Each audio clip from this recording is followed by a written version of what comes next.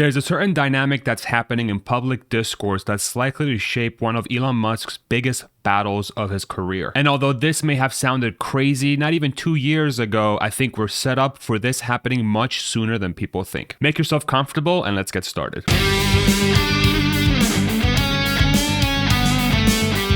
Before we deep dive the topic, I like to say that music has been a big part of my life and I always love supporting up-and-coming artists. If you'd like a chance to feature your music on my videos, send me an email right at this link right here. And if I vibe with it, I'll look to feature it on one of my future videos. Thank you very much. Now, if you're someone who has been following Elon's Twitter account as of late, or if you don't live under a rock, you've seen that Elon has become much more political as of late on Twitter. He has been very vocal about the Democratic Party in the United States in particular, either ignoring or attacking his companies and himself. And he's made it clear that he'll be voting for the Republicans, who are the other side of the political spectrum, in this upcoming midterm election in November. But I strongly believe that this is just a very small glimpse into what the dynamic's going to look like in the coming years. And the reason why is automation. Now, automation has been a force that has been transforming a lot of the labor, especially in the United States. This could be self-checkout lines, technologies in warehouses that make picking automated, so on and so forth. Essentially, jobs that humans used to do are now being performed by either software or robots. And what's really interesting here is that Tesla is looking to solve one of the biggest and hardest problems in automation, which is self-driving. Tesla's full self-driving beta program has been live for almost a year, I think a little bit over a year now. And in the coming months and years, Elon and Tesla are both very confident that this will be a solved problem. In other words, we're going to have cars, trucks, semis that are going to be able to drive themselves on the roads, at least in the United States. And another thing that Tesla is working on is the Tesla bot, otherwise known as Optimus. And knowing that the goal of this technology is to do jobs that are boring, repetitive, or dangerous, this could cover a ton of jobs in the labor market. And although these are incredible things for civilization, the fact that we're going to have self-driving cars that are going to prevent people from dying on the roads,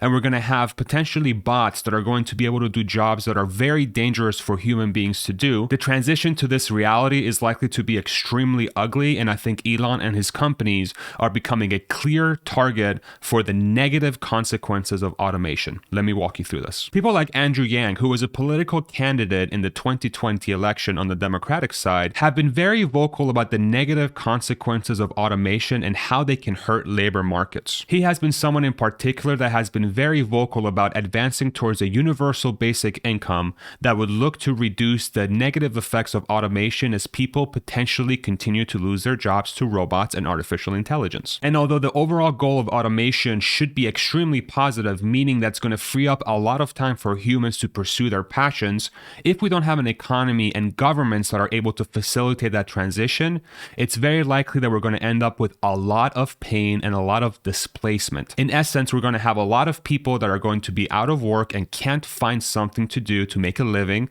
or to feel fulfilled. As an example, let's take two sectors in the United States that are likely going to be either enhanced or replaced by full self-driving or the bot. In the United States, transportation jobs, which is truck driving, taxi driving, Uber driving, etc., are roughly 13 million jobs. If we assume that the average yearly wage plus benefits and healthcare and everything else is around $50,000 per year per person, that's roughly $650 billion a year of lost wages if every single one of those jobs was replaced. Retail is about 15 million jobs, and if we assume $35,000 per year per person, that's roughly $525 billion per year lost in wages. If we combine those two sectors, that's roughly $1.2 trillion a year in wages that are lost. And if we assume about a 15% tax rate at the federal level, that's almost $200 billion in lost revenue from taxes. Now, of course, we're working on hypotheticals here. We're assuming that every single one of those jobs is going to be replaced by either full self-driving or some sort of competing technology. And same thing on the retail side, we're assuming that every single one of the retail jobs is going to be replaced by either the bot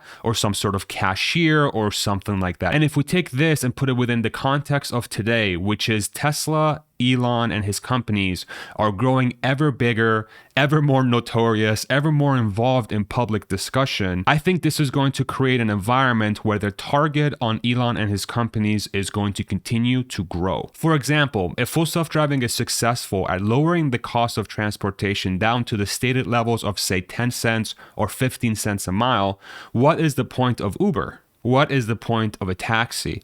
The limiting factor at that point becomes how many self-driving cars we can put on the road. If those 15 million jobs are now displaced by a clear improvement in technology and cost, why would we ever want to pay another driver again? And this situation becomes even more dire in an environment where the population growth is shrinking. If we're going from, say, 2 to 3% population growth year over year to negative population growth, meaning that the population is declining, that entails that there's going to be less and less jobs created by the growing population. And so it's going to be tougher and tougher for those displaced workers to find work. And so, of course, the argument becomes, well, we're going into the future. There's going to be more cool jobs. Who knows what AI and other things humans are going to be able to come up with, which is 100% true. But it becomes much tougher to do if your population isn't growing at the same rates and less jobs are created for that growing population. Again, not that the transition itself is bad. It's extremely good. But I think we have to be very, very mindful of the fact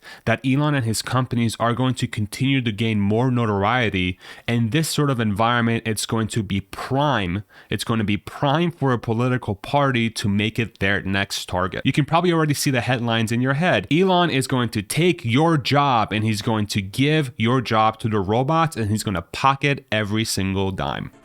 Our jobs! They took your jobs! They took your jobs too! Elon, I'm really sorry if I gave your opponents some headlines here, but I think this is a very clear trend that we're going towards, and it's not one that we should stop. Again, this is going to be a huge net positive for society, but the transition is going to be very, very ugly in my opinion. And so the question becomes, what are the missing variables, or what are the things that we need from a society to be able to make this transition as cleanly as possible? For those of us that are invested in the company, what are the potential ramifications of this sort of environment appearing? And for those that think that this is an unlikely scenario or something that is not going to happen, please let me know why you think that is in the comments. I would love to hear everyone's opinion on this. This is a topic that has come up on my channel before, either on standalone videos or in conversations, and I'll link those discussions below in the description. But I do feel that we're really close to this reality, and I think part of Elon purchasing Twitter and becoming more political is his way to be prepared for what's going to come down the pike as the technologies that he's building for automation come to fruition. And although for optimists like myself, the future does look very bright,